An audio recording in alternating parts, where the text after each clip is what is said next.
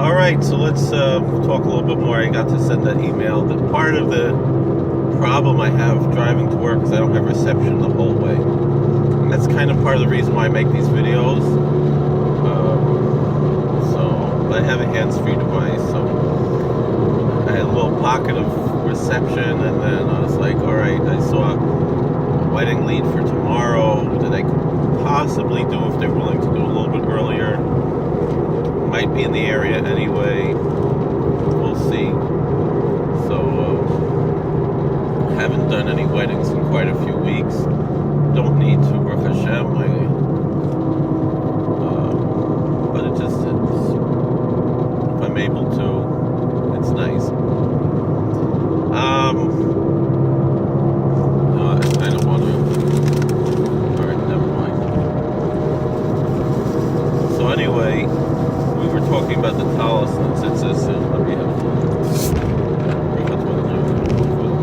Right. Oh, that's right. All right. So, I know I'm not supposed to drink from a bottle. It's chatoyani matzker ayom. It's a sinner who drinks from a bottle instead of from a cup, as the Talmud Chofim should do.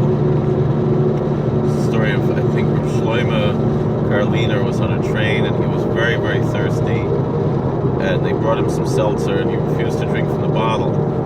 I don't know what I mean, drink from the bottle, like the spray bottle, like the Three Stooges, like it was in those old days, I don't know. So they, and there were no cups, and they cut a cup out of a cucumber or something so you could drink out of the cucumber. I don't know. We could debate the merits or demerits of that story, but we're taught not to question tzaddikim. And the lesson of that story is that we're not tzaddikim. And except we could say v'amech kulam tzaddikim. So we spoke about the Tallis Gadol, let's talk about the Tallis katan. This is worn in many communities under the shirt, and in some communities over the shirt. It's a matter of dispute. It's an interesting thing that this is one thing that the Sephardic Jews follow the Kabbalists, and the Hasidic Jews follow Shulchan Aruch, Maran, the Beit Yosef.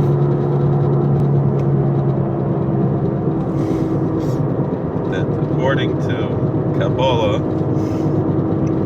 the Tallis Katan and the tzitzis are supposed to be hidden. According to Lurianic Kabbalah, the Ria Kodesh. According to Shulchan Aruch, the tzitzis are supposed to be visible, and even the garment itself should be visible. I had a Rebbe in high school, Moshe Weinberger. He's very popular now. I remember his minhag was generally that he would wear the Tallis katan on top of his shirt on Shabbos and Yom Tov, and during the week he would wear it under, unless he's on some kind of a pilgrimage or something that he would wear on top. People make a big deal about it, when he's on the pilgrimage, he wear on top.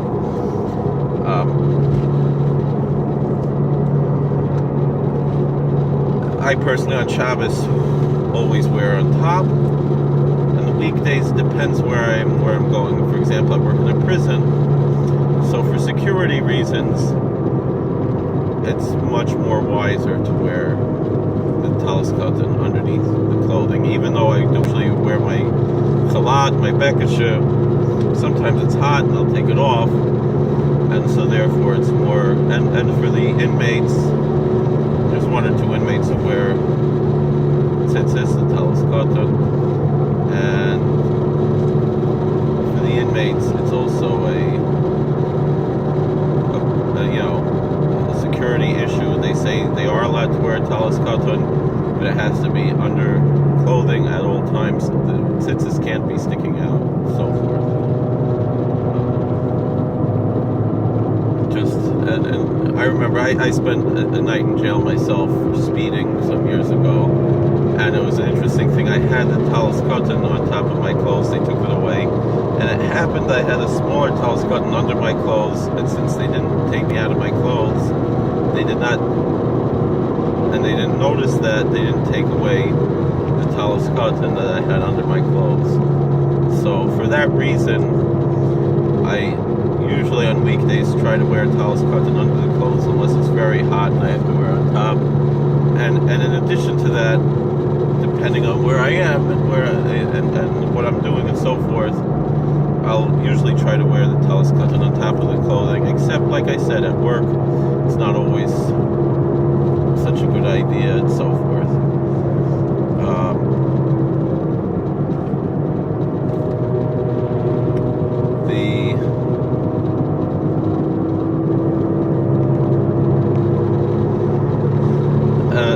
So as I mentioned, so there's some also debate as to whether or not to wear the Tallis katan on top of the clothes or underneath. So that's why some Hasidim, they'll wear the Tallis katan on top of the shirt, but a vest on top of the Tallis katan.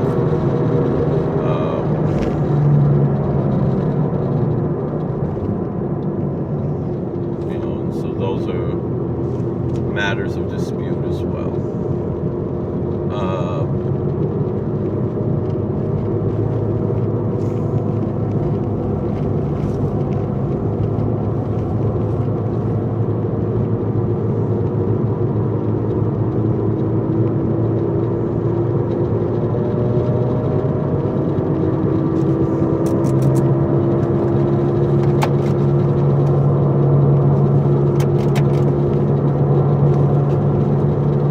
What else could we say about the Tallis katan?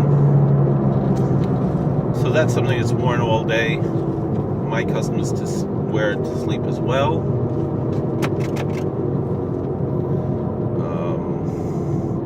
Although some people will debate whether or not that's necessary. And in general, it's not necessary, really, me'ikra din, to ever wear a Tallis katan. It's only a question of,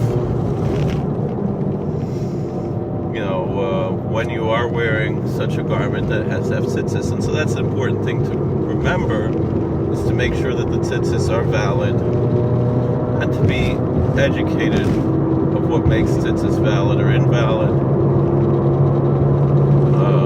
Because not every time the tzitzis are broken or so forth does it invalidate the tzitzis.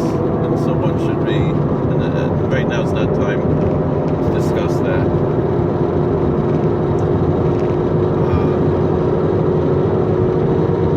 Now, as far as the bracha on the tzitzis and the tallis, so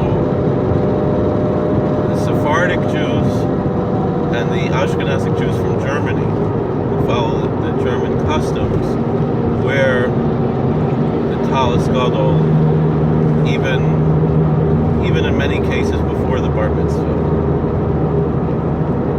and certainly after bar mitzvah.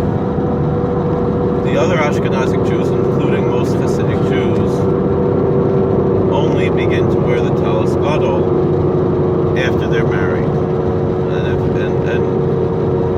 if they're no longer married but they have been married, they continue to do so.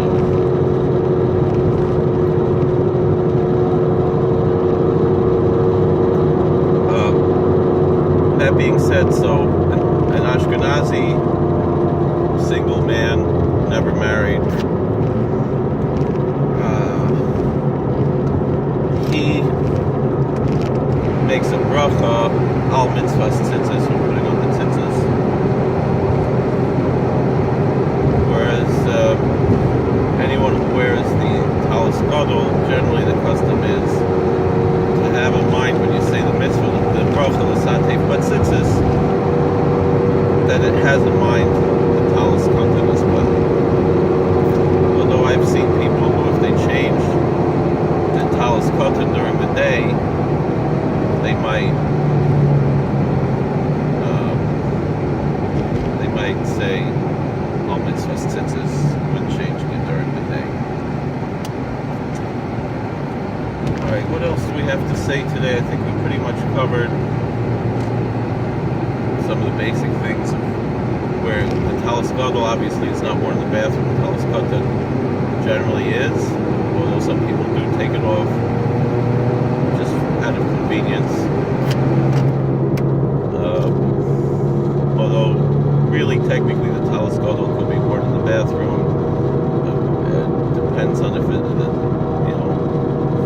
there were different customs throughout history. If it was someone who wore the Tallis all day, then they could be worn into the bathroom, although it would be inconvenient probably. But since our custom is that specifically a beged shel tefillah, it's something specifically worn for prayer, so then we don't wear it into the bathroom. I think in Ellenville, in the shul, there's a sign, please remove your prayer shawl before entering the bathroom.